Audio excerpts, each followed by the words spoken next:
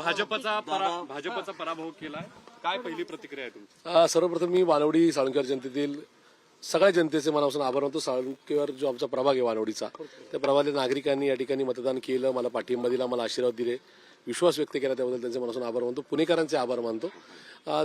दोन झालेला आहे. माझ्या मातोश्री पराभूत झाल्यात, माझे चौथा उमेदवार पराभूत झालेत जांभूळकर ताई, पण मी आणि साहिल केदार हे दोघं निवडून आले, त्याचा निश्चित आनंद आहे. शेवटी जनमताचा कौल हा स्वीकारायचा असतो.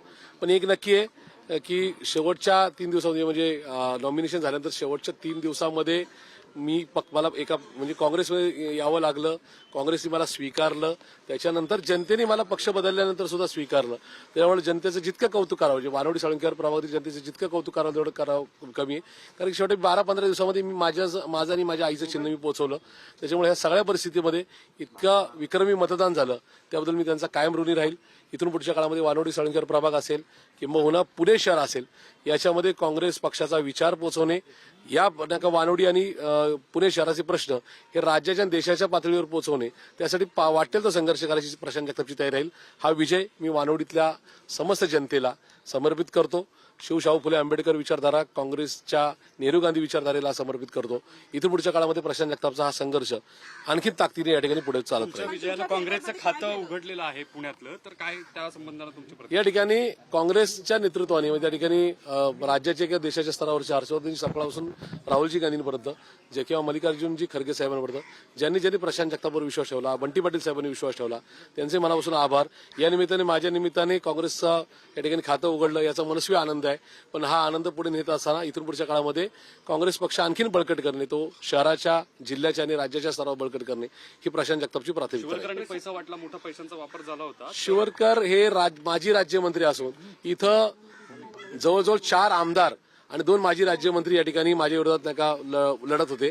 त्या सगळ्यांचा पराभव होऊन प्रशांत जगतापचा विजय हा निश्चित वानवडी साळुंकेवारमधील जनतेचा माझ्यावरचा विश्वास आणि जी विचारधारा असते ना, ज्यांनी मला सोडलं किंवा मला बाजूला करण्याचा प्रयत्न केला, त्यांना पण माझा तो सल्ला आहे की या ठिकाणी शाहू फुले आंबेडकर विचारधारा कालही जिवंत होती, आजही आणि उद्या सुद्धा राहील. राज्याची निष्ठा जिंकली का? प्रशांत जगतापची निष्ठा नक्की जिंकली. ती विचारधारेच्या संदर्भात असेल किंवा माझ्या भागातल्या, माझ्या मतदारसंघातल्या जनतेच्या संदर्भात माझी जी निष्ठा होती ती निष्ठा कायम जिंकली.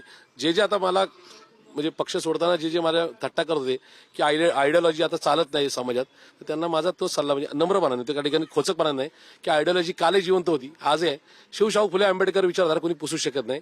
प्लीज इथून पुढे तरी विचारपूर्वक सगळ्यांनी निर्णय घ्यावा. म्हणजे प्रशांत जगतापांनी पक्ष सोडताना प्रशांत जगताप भाऊ झालेले होते.